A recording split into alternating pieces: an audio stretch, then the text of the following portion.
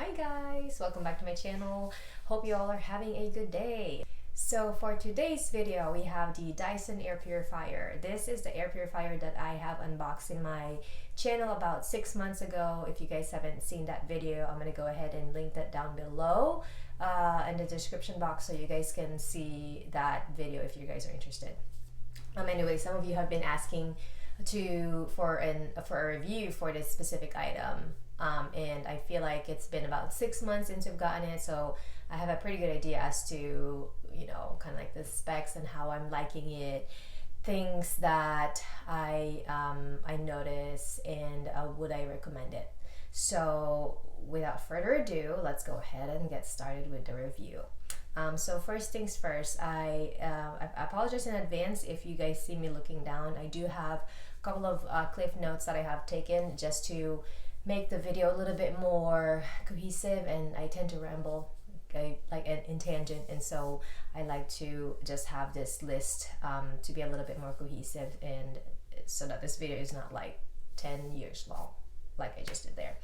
Anyway, a little bit of an overview of this one right here. So this is the Dyson Purifier Cool TP07 in the black nickel. I got this specific one from the Dyson website directly, so this color is actually exclusive to the website.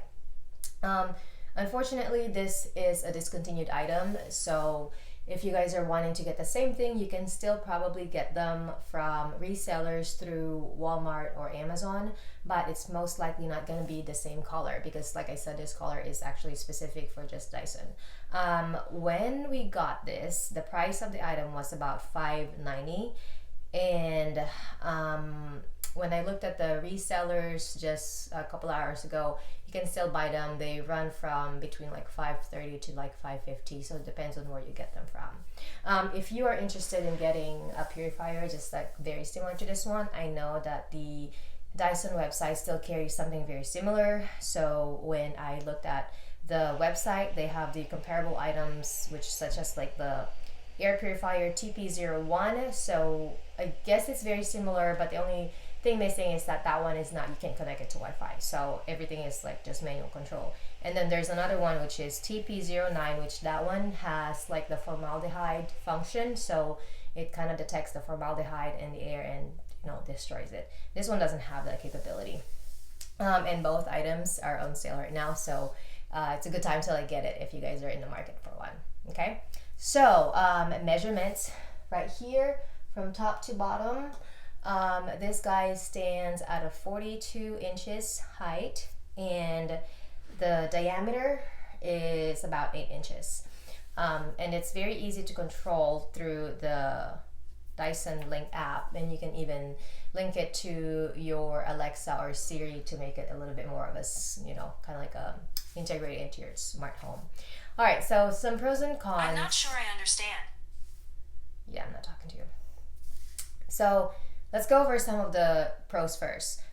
Like I said, the first thing that I noticed was one of the pros was like the ease of setup out of the box. When I unboxed it, it wasn't like built like this already. I had to it wasn't like super disassembled either. So I think the only thing that I had to really add was like the filter, and then that was pretty much it. So it's like super quick and easy setup, like right out of the box. You don't have to do a lot of things.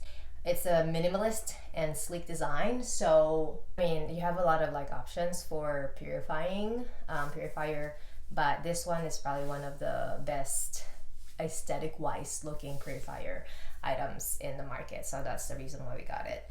So it doesn't take a lot of space, so being only 8 diameters, you don't have to have like a big space for it when you set it up. I know though that Dyson, they do recommend that when you set it up, you want to make sure that there's at least maybe like a feet gap from the wall to the air purifier, so that the airflow can actually flow a little bit better. So that's the only thing that they have recommended.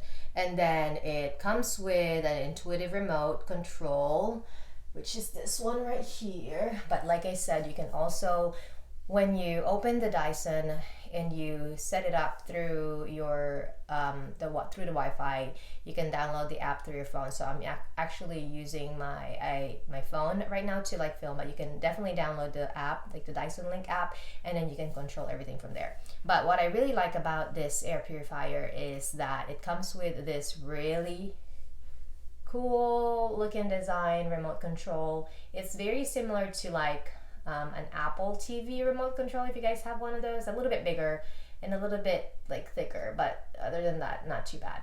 So it's got a couple of things here that are pretty useful. So you have your information menu right here, your power button, your airflow speed. This is the airflow direction. This one right here is the auto mode. You have the sleep and a sleep timer, and then the oscillation. So let's go over some of the stuff. So let's go ahead and turn it on actually, and you can kind of like see. Oh, and the other thing too, as far as like pros that I forgot to mention, was when you turn it on, and so right now it's on level 4 as far as like the airflow speed. If you go all the way to level 10, you can kind of hear it, but it's not to the point where it's like obnoxiously loud. So even though it's on the coolest setting, it's really still, you know, pretty good as far as like the noise and whatnot. Okay, so let's go ahead and put that in auto, and it's just gonna be a little bit more quiet. So the information menu right here, if you just toggle, you have it'll show you the air quality 24 hours, and then it's got the particulate matter, which is basically I got all of this information through a website, but it's basically like it measures like the micron levels. So they have the 2.5 microns and the 10 microns, and the smaller the particulate matter, the smaller the allergens are. So for example, for the 2.5 microns, it's just like it's detecting smoke, bacteria and allergens, and then for the 10 microns, it's basically your dust, mold, and pollen. It also detects the nitrogen dioxide. So when you keep pressing the information, it'll show you actually, let's do this one right here. Okay, so auto, information, Wi-Fi. So it'll show you the air quality as of right now, and then the air quality within 24 hours. If you do decide that to turn on the monitoring, I think I had the monitoring turned off, so I don't really have that. You know what? Let's see that one. Let's turn off the oscillation so you guys can actually see. So once you press the information, it'll go through a cycle of air quality right at that moment, which takes like, I think like it captures 12 seconds at a time, and then the next one would be air quality within 24 hours, but that's only on if you actually set up the Dyson where it captures the whole 24 hours. So you have to set that up somewhere in the app.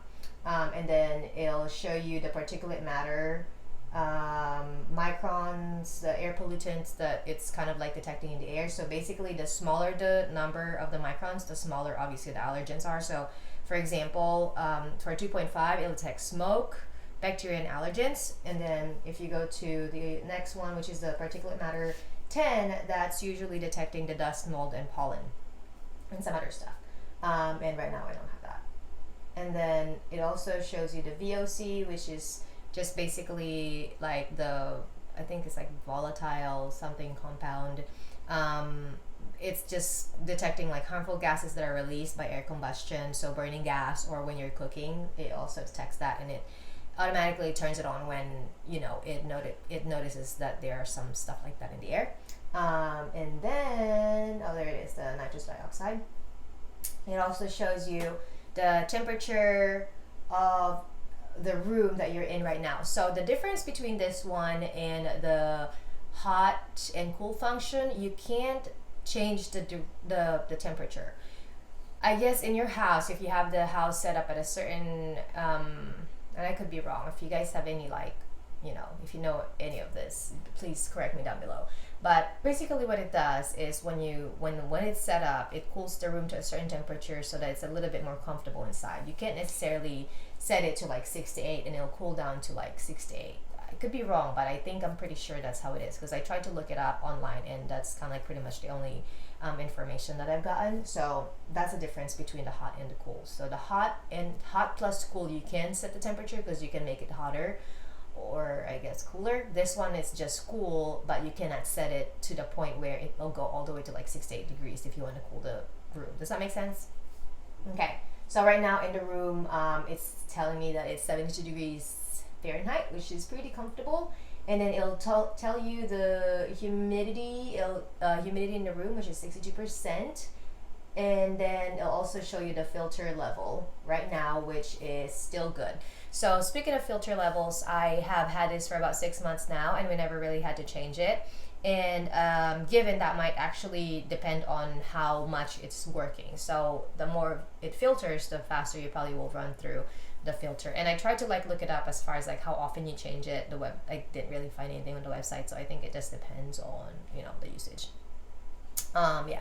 So anyway, that's the information menu right there. And you can also when you set up your phone and download the website, download the app in your phone, you can actually go through all of the same information. So you don't have to use this one if you don't want to. You can use it. You can use your phone if you really want to.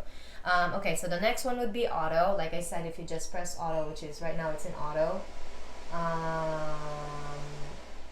Yep, and it's just basically it'll pause when the air quality is within pretty good condition.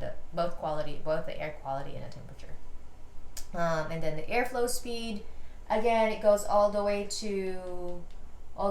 down to 1. So that's 1 right now. I don't know if you guys can hear it. And then go all the way up to 10. So there's a considerable, noise when it goes up to 10. But again, in my opinion, it's not really that loud. So obviously, the cooler the temperature is, the lower you want it to be. I think somewhere in the website, I remember reading that they recommend using between 4 to 10 during the summer months, and then the cooler months, you obviously will do it lower. And then the next thing is going to be the airflow and air direction, which is this one right here. So this one is pretty cool because right now I can feel, so right now it's fanning, it's cooling the room, and I can feel the air. But say for example, if you don't want to feel the air in this direction, right? You can definitely change the airflow so that instead of going from back to front, it's now front to back. And so the cooling is actually going that way, but it's still purifying the air. Does that make sense? It's just a really nice function that they added, because just because you don't want the air doesn't necessarily mean that you don't want to purify the room too. Okay, so and then oscillation, which is this one right here. And so the oscillation, it goes from 0 to 350. So you can do 90 degrees and it'll oscillate just like 90 degrees. And then if you want to go if you don't want to oscillate, you can do that.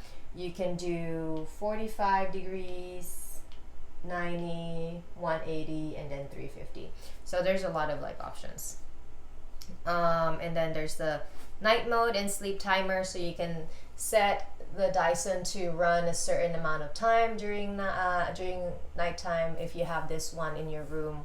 And then it'll turn off when it's done, so you don't have to worry about waking up at night and then turning it off, because that would be kind of annoying. All right, so those are all the pros that I could think of. Cons, not a lot. So like I said, it's no longer available at the Dyson website, so you might have to just go through a reseller route if you really want this particular one. And then the other one that I would consider as cons would be probably price, just because it's definitely on the pricier side, but it's Dyson, so you kind of know what you're getting into if you are looking at like the Dyson, because all Dyson like stuff I feel like are very expensive. But so far they've worked really, really well. We have a vacuum cleaner that we've had for probably 2 to 3 years now, and it's still going strong. And then I'm hoping that this purifier will also last us for a long time, especially being in Northern California where we get a lot of wildfires. And I think 2 years ago they had a really bad case of like smoke everywhere, and that lasted for like weeks. So we haven't had that this summer. Hopefully we don't have to. Okay, so that's all I have for the Dyson air purifier cool TP07. If you guys have any questions, leave the comment down below. And if you like this video, please don't forget to like and subscribe. And I will see you guys in my next video. Have a good one. Bye bye.